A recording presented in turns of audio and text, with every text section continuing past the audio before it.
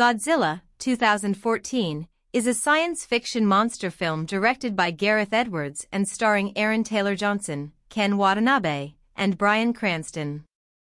The film is a reboot of the Godzilla franchise and tells the story of the legendary monster's return to wreak havoc on Earth.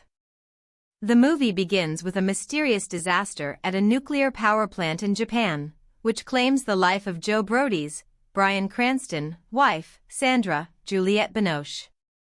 Brody becomes obsessed with finding out the truth about the disaster and the government cover-up that followed.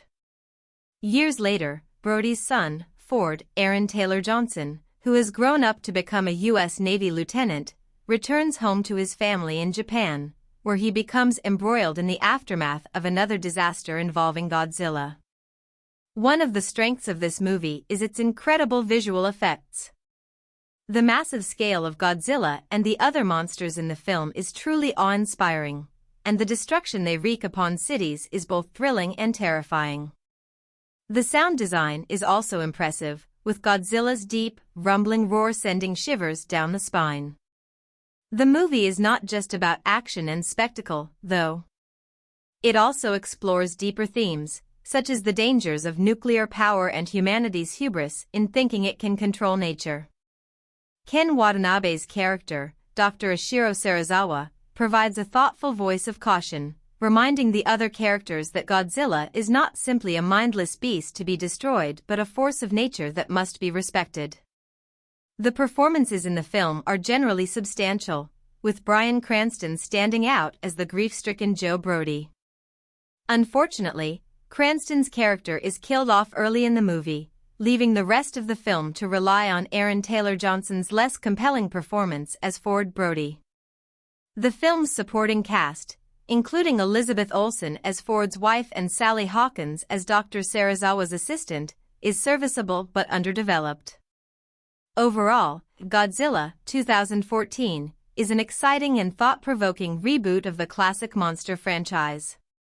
It delivers on the promise of spectacular action and impressive visual effects while also exploring deeper themes and ideas. Though it's not without its flaws, the film is a thrilling and entertaining ride that will satisfy fans of the genre and newcomers alike. One of the notable aspects of Godzilla, 2014, is its slow build-up toward the reveal of the monster. The film takes its time to introduce the human characters and establish the various conflicts and tensions that will ultimately lead to Godzilla's emergence. This pacing might not be to everyone's taste, but it does allow for a greater sense of anticipation and tension as the film progresses toward its climactic showdown.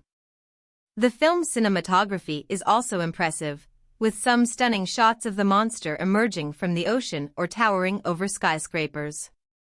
The use of light and shadow is particularly effective, emphasizing the sheer size and power of the creature. Another strength of the film is its respect for the original Godzilla mythology. The filmmakers clearly have a deep appreciation for the character and its history, and they managed to incorporate various nods and references to the previous films without feeling overly nostalgic or pandering. One of the weaker elements of the film, however, is its characterization. While Bryan Cranston's character is well-developed and emotionally resonant, many of the other characters feel somewhat underwritten or one-dimensional. Aaron Taylor-Johnson's Ford Brody, in particular, comes across as a generic action hero without much depth or complexity. Godzilla, 2014, is a solid reboot of the classic monster franchise. Its impressive visuals, effective use of tension and pacing, and respect for the source material make it an entertaining and satisfying watch. While it might not have the same cultural impact as the original Godzilla films, it's a worthy addition to the franchise and a solid blockbuster in its own right.